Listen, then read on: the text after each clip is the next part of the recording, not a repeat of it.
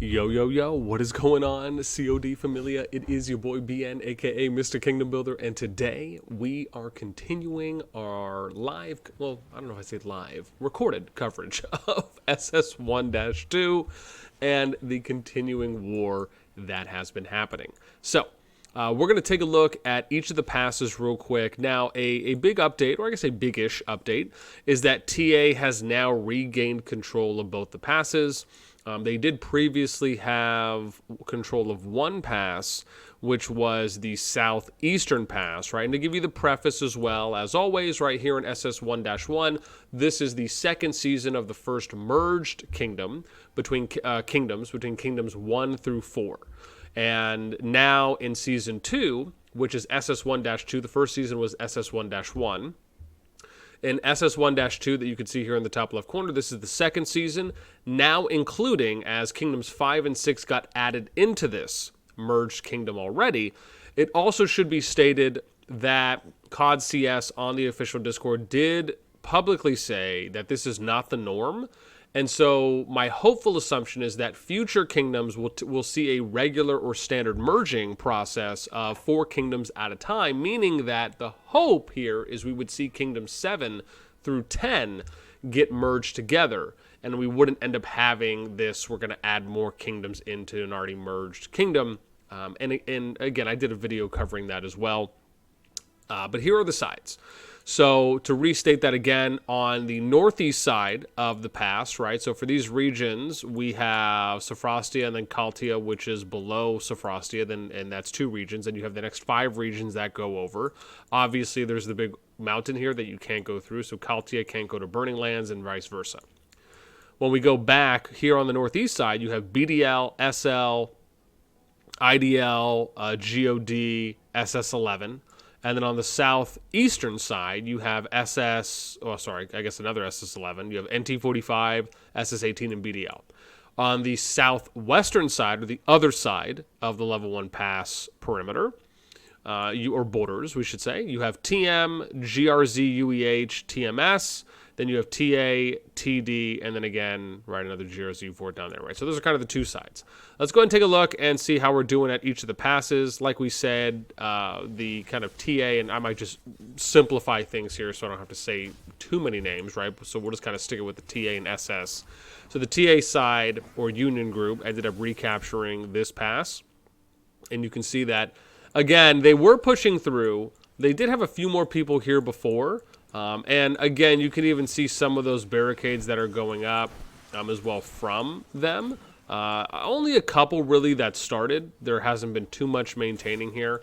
And one of the things I want to touch on with the barricades is my view on this is that they should not automatically build. Same thing with flags, same thing with forts, same thing with keeps.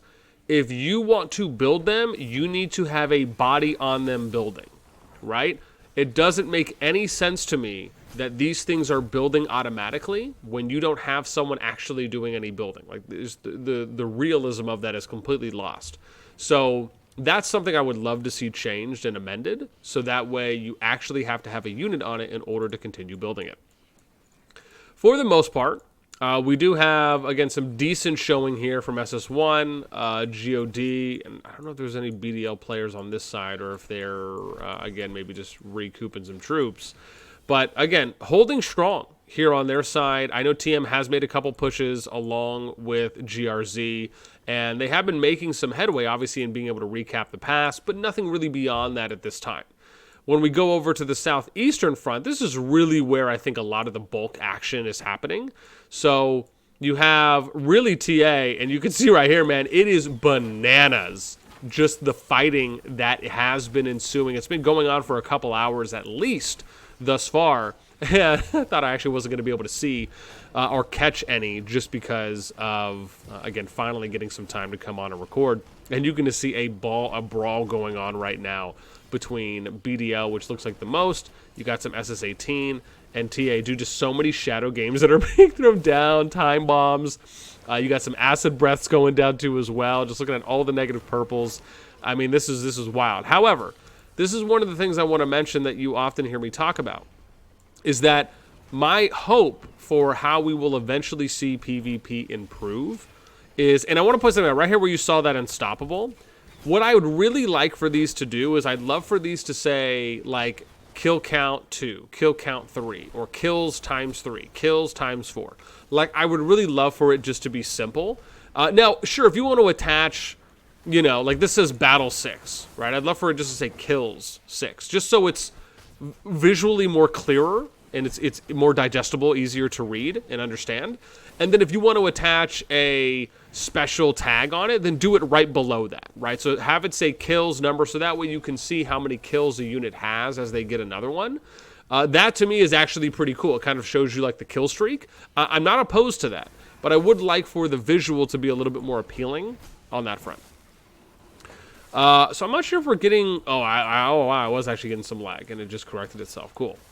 But one of the things here, and this is what I was mentioning before, that I really feel we're going to eventually get to at some point, which is having just kind of more quality level of fights overall, where it's not just kind of a standard brawl. And what I mean by that, and you often hear me mention this in videos, is where you're spreading out, right? You're kind of spreading out and forming this arc, so you're reducing the amount of AoE damage that is being done on you, right? Like an example here, if you look at TA, I mean, again, there's a little bit of spread here, but it's not concentrated spread going on one direction, right? I mean, you have, what, 10, 12 units here or so that are basically all within a small confined area of each other.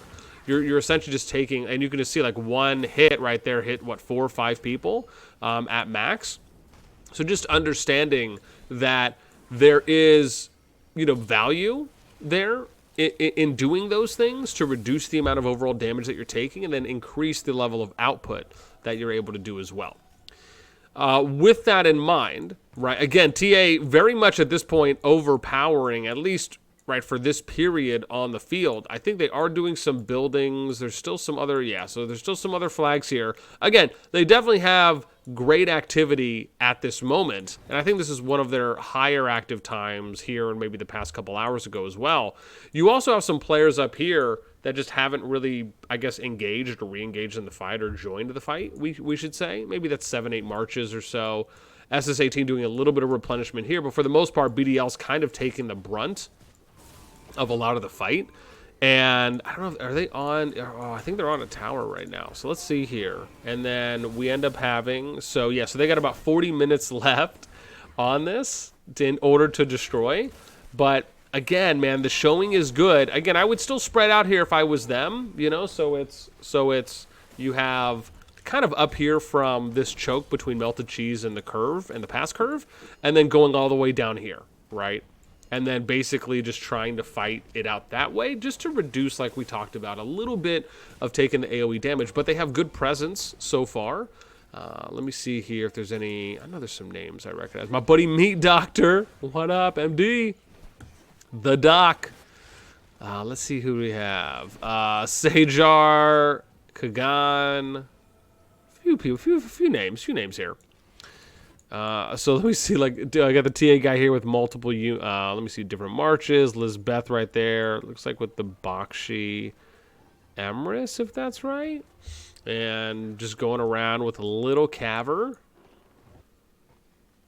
BDS Cranberry, Lizbeth trying to wrap around that for the hit. Cranberry using the Allies City. Ooh, well, I guess fainted like he was going to go in. So this is actually pretty cool. I just want to point this out. I really like this play here from Cranberry, where he is essentially kiting around. So this to me is like a pro tip right here. I actually really loved seeing this.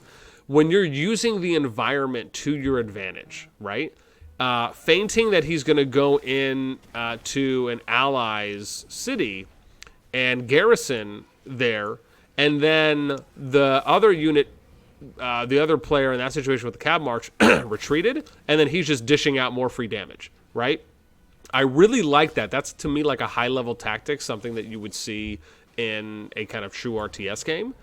That was actually really nice. That was probably the highlight of what I've been watching so far. So shout out to BDL's Cranberry. That was pretty cool.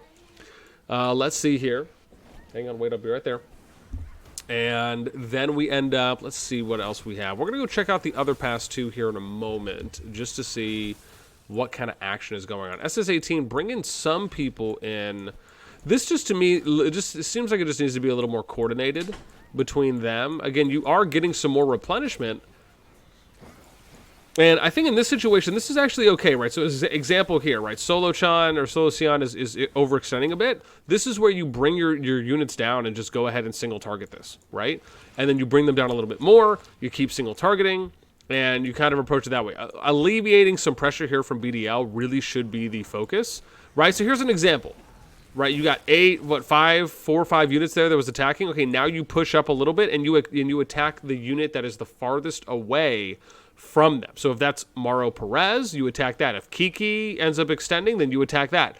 Having everyone on a voice call as well can really help. And that's how you can really kind of start biting away at numbers for a large group if they're not as coordinated as you are. So again, I don't actually think, from a lot of the fights that I watch, I don't really think that the numbers really kind of tell the whole story. Like, sure, TA has a lot of players in this area right now, and they're doing a good job of replenishing, but I don't think that means that this situation is unwinnable at this moment in time for these alliances. I just think that because part of it is the game is newer, not everyone really understands how to apply, what I would consider to be quality or just higher level on-field tactics and strategies.